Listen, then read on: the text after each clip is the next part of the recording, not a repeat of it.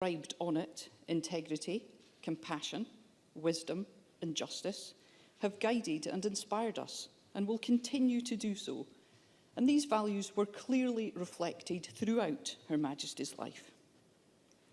Her Majesty described this Parliament as being rightly anchored in the history of Scotland and spoke of the grit, determination, humour and forthrightness of the people. These were qualities that occupied a personal place in her own and family's affections.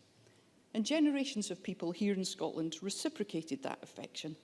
And while today is a day of sadness, of reflection, an expression of our sincere sympathy, it is also a day to recognise and be thankful for Her Majesty's long reign, her service to this country, and her friendship to this Parliament. For in her we have indeed had a true friend and supporter, with us at every step, from our first opening ceremony in 1999 to the opening of each subsequent session, and on our important anniversaries too. The pandemic meant that our opening ceremony last year was delayed from its usual summer date to October, and COVID meant that precautions were in place.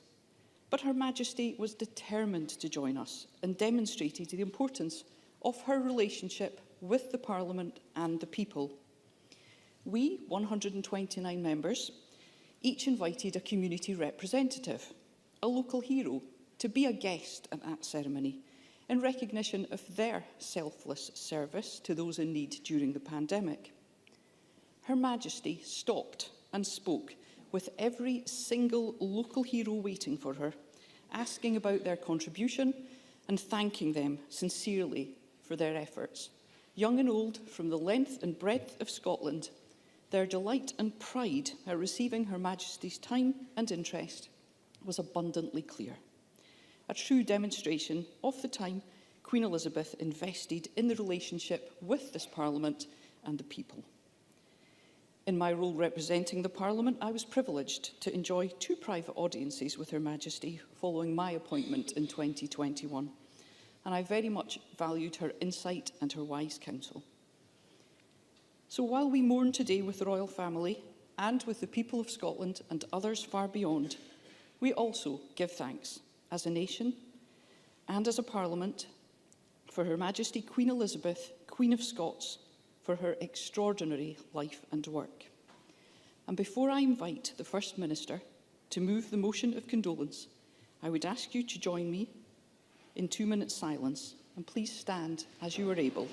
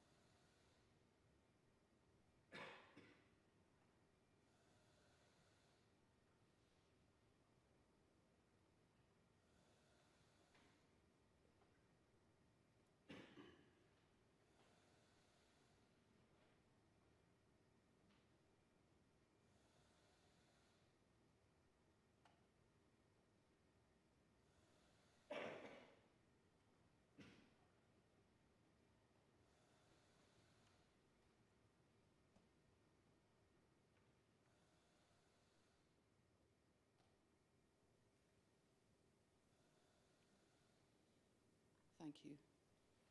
Thank you.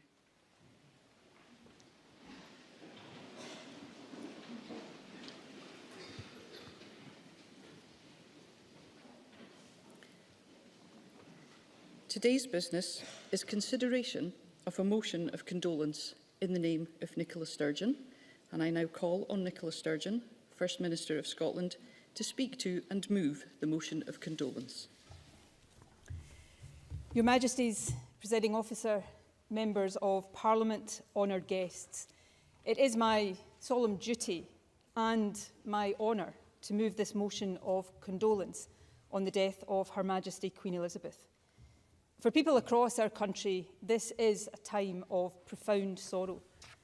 While the nation's grief is for our Queen, the royal families is for their beloved mother, grandmother and great-grandmother. Today, on behalf of the Parliament and people of Scotland, I offer my heartfelt condolences to Your Majesties and to the Duke of Rothesay, the Princess Royal, the Earls of Inverness and Forfar, and to all members of Her Majesty's wider family. When Queen Victoria died in 1901, Arthur Balfour led tributes then in the House of Commons. He commented that the grief of the country was in part because they were marking the end of an epoch, the beginning of which stretches beyond the memory of any individual whom I am now addressing. Those words are just as true for us today. Most of us simply do not remember life without the Queen. When, as Princess Elizabeth, she gave a radio broadcast from South Africa on her 21st birthday, she was addressing an empire that still included India. When she became monarch, Winston Churchill was Prime Minister. In an ever-changing and often turbulent world, Her Majesty has been our constant. She has been the anchor of our nation. Our personal recollections are often intertwined with memories of her reign. I was 9 years old when I first saw the Queen. She visited Irvine, my hometown, in July 1979 to open the Magnum Leisure Centre. I was one of hundreds lining the streets with my mum, and by luck we ended up close to her car as it passed by. 9-year-old me was absolutely convinced I had caught her eye. That 9-year-old girl could not have imagined, more than 35 years later, being in the front passenger seat of another car, this time with the Queen at the wheel, driving through the Balmoral estate. In recent days, other leaders have shared stories from Balmoral of barbecues cooked by Prince Philip as the Queen laid the table. These are memories I treasure too. Special times in what was clearly their happy place. I did, however, experience one rather tense moment at Balmoral. My husband and I were with the Queen before dinner when the drawing room light started to flicker. To my great alarm, he was, after all, in the presence of Her Majesty, my husband suddenly leapt up and darted across the room. Peter had spotted the cause of the flickering light. One of the Queen's young corgis, a beautiful pup called Sandy, was eating through a lamp switch. Thankfully, tragedy was averted and Sandy emerged unscathed, though not before a stern ticking off from his mistress. Just like all my predecessors as First Minister and all Prime Ministers, I deeply valued the time I spent alone with the Queen. Her words of wisdom, counsel, and humour will stay in my heart for the rest of my life. However, the memory I cherish most is not from Balmoral or from audiences at Holyrood. It is from 2015 when the Queen opened the Borders Railway. I spent the journey from Edinburgh to Tweedbank with just her and Prince Philip, enjoying the recollections of times spent in Scotland. Now, that would have been special on any day. That it was also the day the Queen became our longest reigning monarch, allowing me to observe closely how quietly reflective she was about that historic milestone made it so much more so. It was one of the great privileges of my life. What was obvious then, and on every occasion she graced us with her presence, was the Queen's genuine love of Scotland. Indeed, her first official visit was here in Scotland when she opened the Aberdeen Sailors' Home in October 1944. In the decades since, the Queen has been intrinsic to the story of modern Scotland. From the opening of the Forties oil pipeline to the Forth Bridge and later the Queensferry Crossing, the Borders Railway and the hosting of 3 Commonwealth Games, she was present at so many of our iconic moments. She was also a true and steadfast friend of this Parliament. On the day we reconvened in 1999, she allowed the title Queen Elizabeth, Queen of Scots to be used. She also presented us with our treasured mace. Its words, wisdom, justice, compassion, integrity, describe values personified by the Queen throughout her entire life. Even as her health declined, Her Majesty inspired us with an unfaltering dedication to public service. In his address on Friday, the King recalled his mother's words on her 21st birthday. "My whole life, whether it be long or short, shall be devoted to your service." For 75 years, Queen Elizabeth more than fulfilled that vow.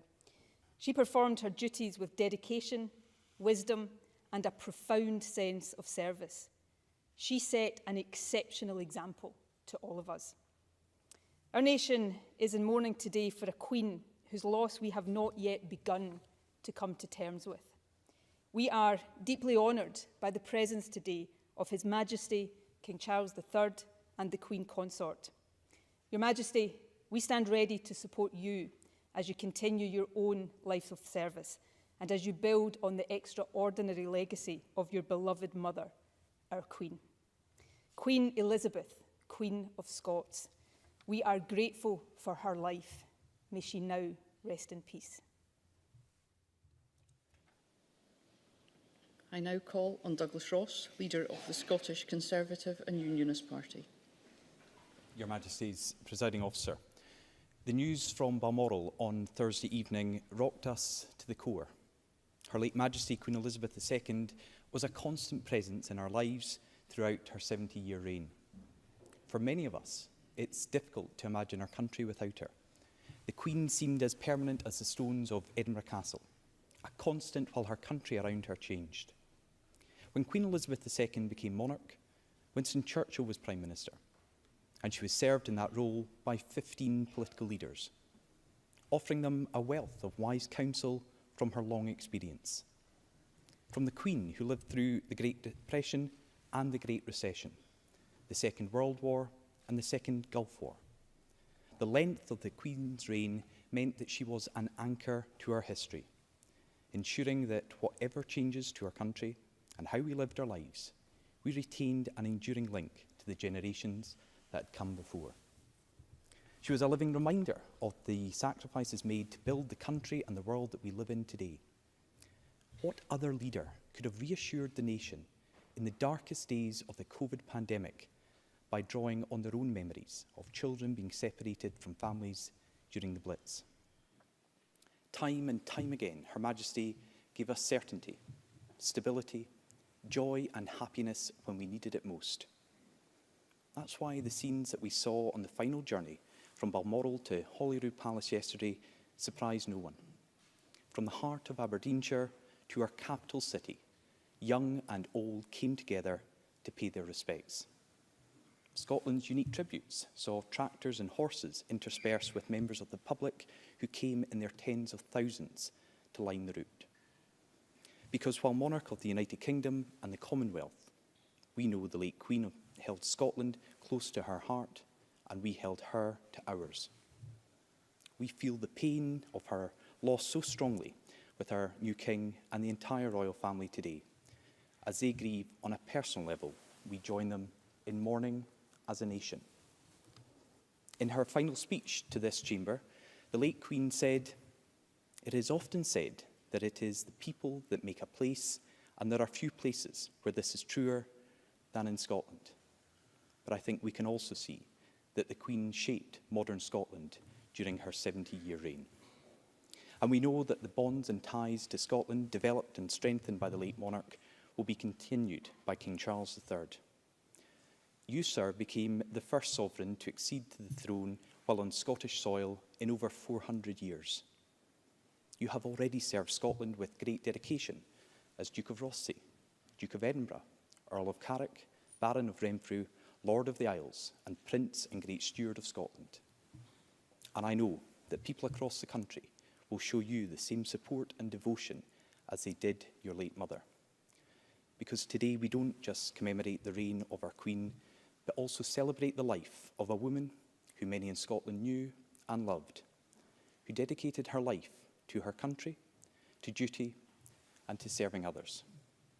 On behalf of the Scottish Conservatives, I'm proud to support the motion of condolence today, to thank Queen Elizabeth II for her long, loyal, and dignified service, and to offer our full support and loyalty to our new King.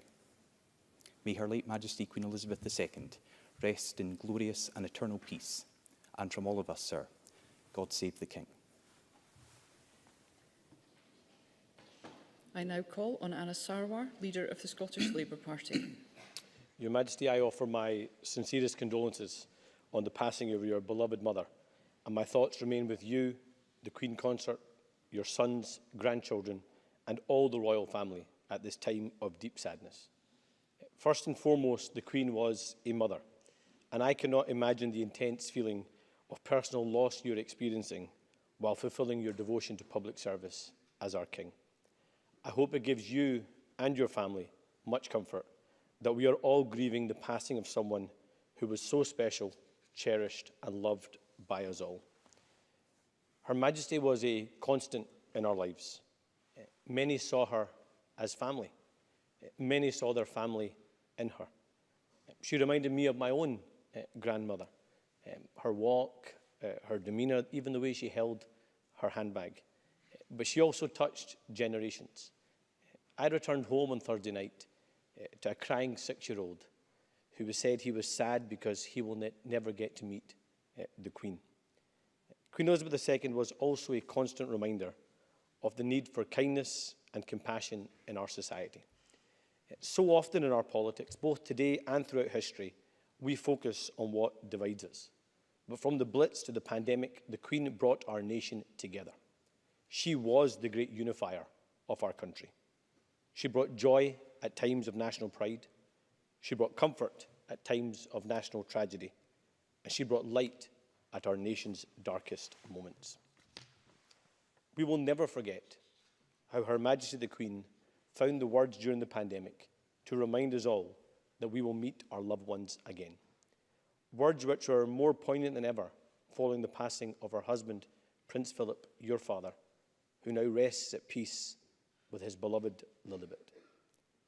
We know how much she loved Scotland, and we loved her back.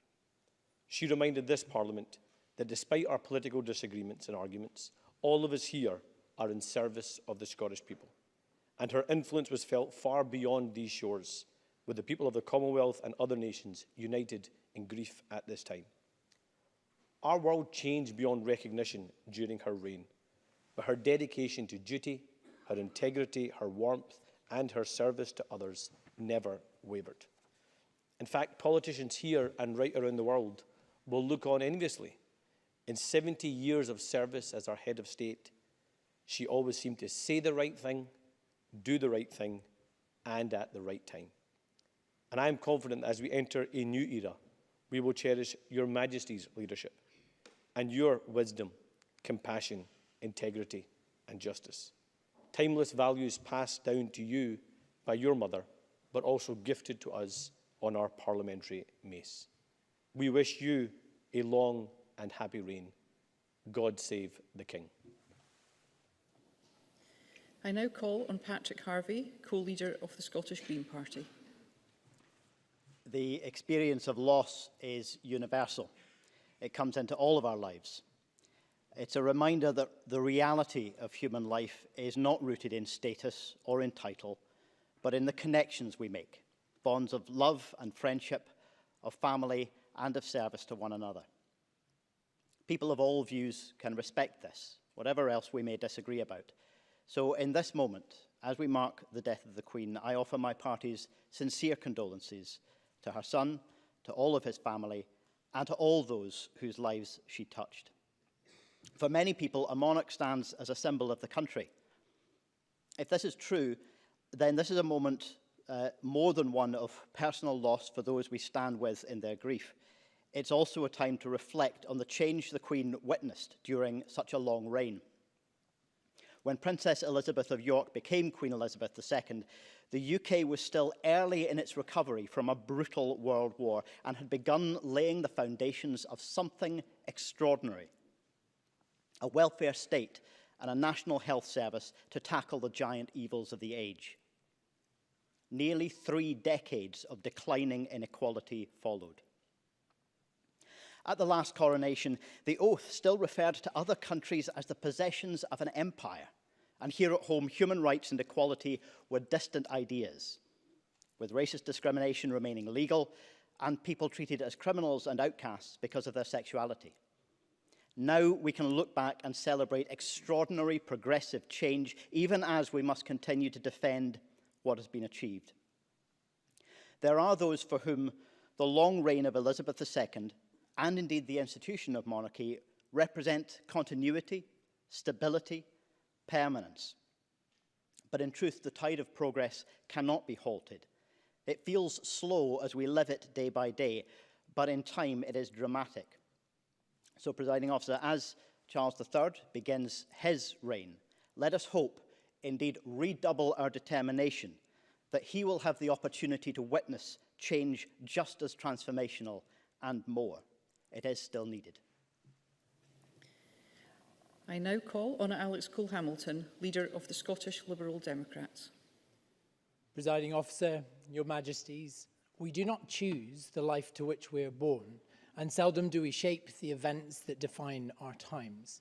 We can only hope to move through life with humility and close regard for those around us, to conduct ourselves in the time that we are given with compassion, with kindness and with grace.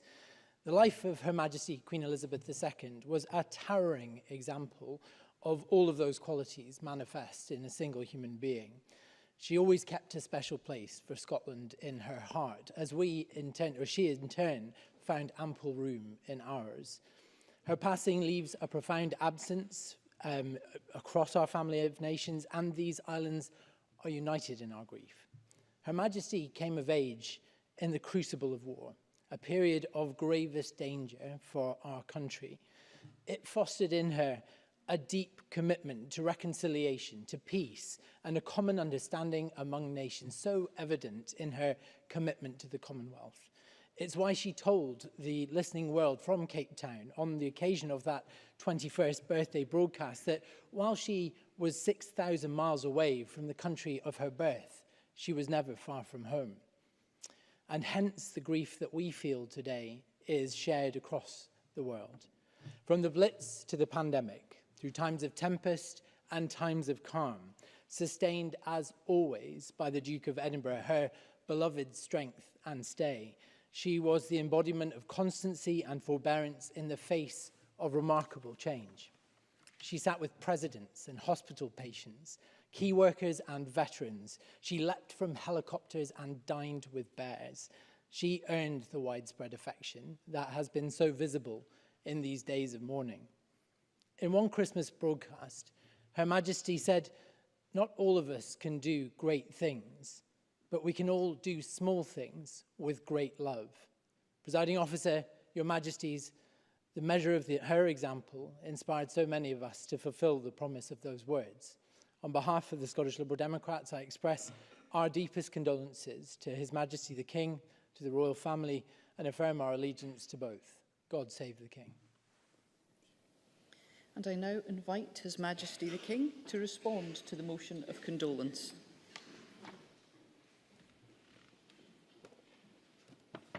Presiding Officer, First Minister, party leaders and members of the Scottish Parliament. I know that the Scottish Parliament and the people of Scotland share with me a profound sense of grief at the death of my beloved mother. through all the years of her reign, the Queen, like so many generations of our family before her, found in the hills of this land and in the hearts of its people a haven and a home. My mother felt, as I do, the greatest admiration for the Scottish people, for their magnificent achievements and their indomitable spirit. And it was the greatest comfort for her to know, in turn, the true affection in which she was held. The knowledge of that deep and abiding bond must be to us a solace as we mourn the end of a life of incomparable service. If I might paraphrase the words of the great Robert Burns, my dear mother was the friend of man, the friend of truth, the friend of age, and guide of youth. Few hearts like hers with virtue warmed, few heads with knowledge so informed. While still very young, the Queen pledged herself to serve her country and her people and to maintain the principles of constitutional government. As we now mark with gratitude a promise most faithfully fulfilled, I am determined, with God's help and with yours, to follow that inspiring example. The title of Duke of Rothesay and the other Scottish titles which I've had the honour to carry for so long, I now pass to my elder son, William, who I know will be as proud as I have been to bear the symbols of this ancient kingdom. I take up my new duties with thankfulness for all that Scotland has given me, with resolve to seek always the welfare of our country and its people, and with wholehearted trust in your goodwill and good counsel as we take forward that task together. Thank you. Thank you, Your Majesty. I now close this meeting of the Parliament.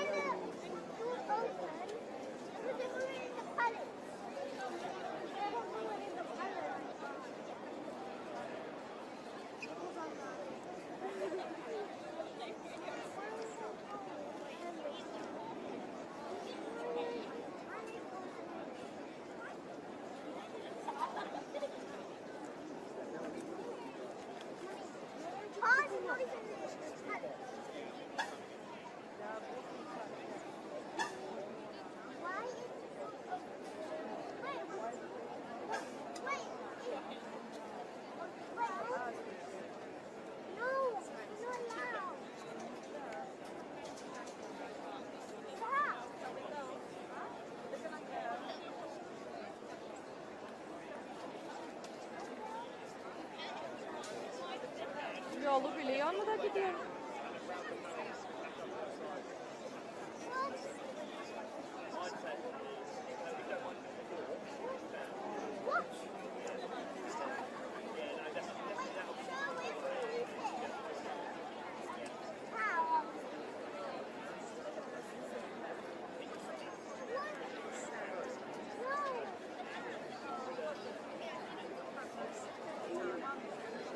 Ben nece bile ben seninle bir an kere gittim mi sen hep bana problem yaptırıyorsun.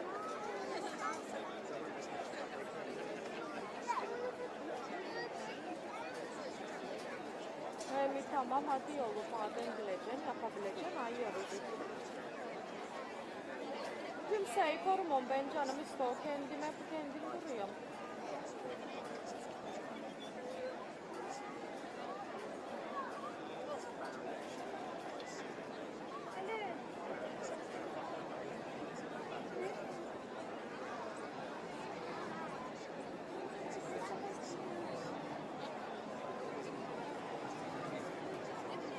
Alara nereye?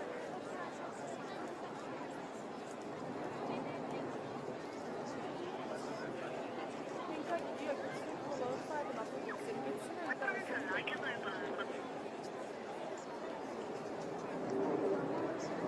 bulamazsın, gitsin, kaybolmasın.